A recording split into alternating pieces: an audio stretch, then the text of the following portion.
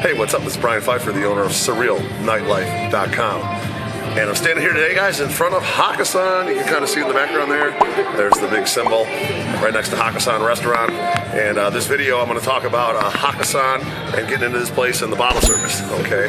I'm doing a little update video for you guys. Hakkasan, just so you guys know, that's my Vegas home, okay? I came out here because of Hakkasan. I was originally a big promoter in Chicago for like 12 years. And Hakkasan was kind of recruiting and bringing in some of the best people in the country to help open this place. At the time, it was the largest, most expensive nightclub in Las Vegas and in the world. So I got to be a part of that.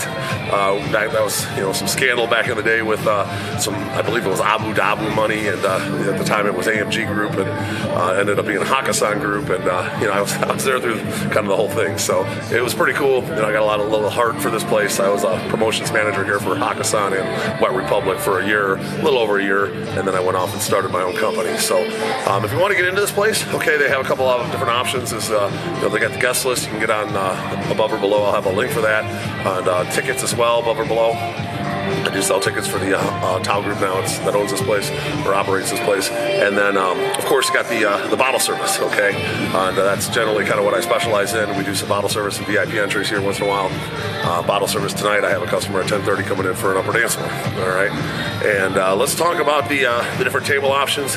Just a little bit about the music. Okay, generally they're going to be an EDM club. They're going to be open Thursday, Friday, and Saturday. And the DJs, they got a pretty good lineup this year. They did bring back Tiesto for some shows. I think he's going to be here a couple times. They're kind of splitting him with Liv, and obviously they got Tao, Beach, and Omnia, and Wet Republic. So I think they got him for maybe 20 shows, and he might be here a couple times. I haven't looked at the full schedule yet for the rest of the year. I don't know if it's out yet. But you got Alesso. He's going to be here once in a while. You got Stevie Aoki. You got guys like Little John. They got a pretty good lineup. Okay, Martin Garrix is one of the Tao Group residents. I'm not sure if he's going to be here at all this year, but you might get a show or two out of him for the upcoming season or so. But their DJs are pretty good. All right, now they don't really have enough DJs to fill all their venues every night with EDM, so you're going to find some nights where they're going to have some hip hop here. All right, so just pay attention to the link below for the above or below for the events. You might find a Tyga here, or a Fat Joe, or an OT Genesis. They do have some hip hop artists on their roster, so those are going to be more like hip hop nights. When Little John's here, they kind of does a mix of everything. Okay, Paulie D's also one of the residents, kind of does a mix of everything. All right. Now, as far as the bottle service goes, generally it's going to mostly always be in the main room, okay, the main DJ, and then they usually have the pavilion room open, which is kind of attached to the main room. It's all one big room, same music. They originally sectioned that off to be kind of a separate club if they ever wanted to. Out of all the 11 years that I've been a part of this place, I've never seen them do it except for once. So I think that was kind of a waste of time and money. They should have just made it an extension of the main room. And then there's also a mezzanine level on the main room. So you get the mezzanine level, the pavilion, and then the main room, which is going to make up your main room. All right, and then below that, one floor down, you got what's called the Ling Ling Lounge, which is a smaller little, like maybe 100-person club. I've actually rented it out for some corporate events a couple times. And then you got the Ling Ling Club, which is generally when they have an EDM artist upstairs and they're busy enough, they would open up the Ling Ling Club, and that would be the hip hop club. When they typically don't really have like hip hop artists, but they'll have like a hip hop open format DJ in there, and it's a nice relief. You can go down one stairs and have a whole different vibe and whatnot. But nowadays, there's a lot of competition, and the market isn't what it was back in the day for the clubs. I think they really rarely open the third floor on big nights. Like if you have a Tiesto here, you can probably count on it being open, or maybe even a Alesso. But even that's not a guarantee that they're going to have that third floor open. So this video, I'm going to focus mainly on the main room, the mezzanine, and the pavilion. I will mention some of the other sections, but if you're looking for bottle service, arguably the best tables in the club are going to be your stage tables. Those are going to be the 1 through 4 tables on the right and the left of the DJ. Very high demand.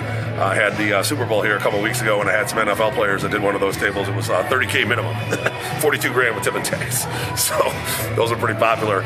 So those are good. I definitely recommend those if you want to be up close to the DJ and enjoy the show on maybe one of those hip hop artist nights. The dance floor tables are going to be the big horseshoe. I believe there's 10 of them. with the 2 being in the middle going to be your owner's tables.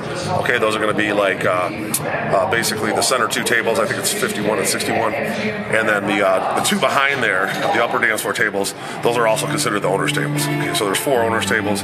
You can let me know if you're interested in one of those and which one you'd like. You want the upper one that's raised above or the lower one? All right, and then you got your upper dance floor tables, which are also very good. They're also in the horseshoe. What I like about the the stage tables and then the upper and lower dance floor tables, you got to get the effect of the main room when they blow off the confetti. You get some of the confetti into your table. They got that Hakkasan grid, which is really cool. Really good light show. Now, once you go back from there, you're going to get into your 3rd, 4th row tables. Now, those are going to be a row of 3rd row tables. There's a couple bigger ones that are like big U's. I believe it's 31 and 32, and those are good for like groups of 10 to 12. A lot of action around those tables, front and back of you. Those are really good. And then there's I think a 31 to 35. That's going to be or 30 to 35, that's going to be the other 3rd row tables. And there's 42A and B right behind there, which are good tables, a little bit elevated behind the 3rd row. And then there's another couple tables, I think it's like 41A and B, that are kind of, we call that the penalty box back there. But some people like those tables. There's a lot of action in that walkway there on the way to the bathroom. And that kind of completes your main floor, main room, okay? Above that's going to be your mezzanine level, and then they have that kind of broken up into different sections. You're going to have your center mezzanine tables. Those are going to be your premium tables up there. Then you're going to be on the side mezzanines are going to be your next level, and then you have like the skybox tables. Okay, those are basically to the right and the left. They're pretty big and roomy, good for big groups, but the view's kind of crappy from up there. You're kind of looking at the DJ from the back, and they're kind of off in the corners. So if you got a self-contained group and you just want to have a big party, those are pretty good. On New Year's Eve, I had a group of like 30 people. They ended up getting a skybox up there and had a great time. So you can have a good time up there. I've been up there and had some good parties as well. So not bad. Now you got the pavilion, which is going to be like the extension of the other side of the club, basically the 3rd row, which is considered the front row pavilion. Those are good tables. A little bit less than the 3rd and 4th row tables typically, because you got a walkway there for like the handicap accessible. There's like a ramp there, so it's a little bit further back. And then behind that, you're going to have your 2nd row pavilion tables, and then there's a 3rd row pavilion tables, and then there's kind of like your back wall pavilion tables. Now, the back wall pavilion tables, there's some of them that are kind of tucked away in the corner. You can't see anything from back there. You're looking at a wall. So real busy night, they're going to seat those for the lowest minimums on the main floor.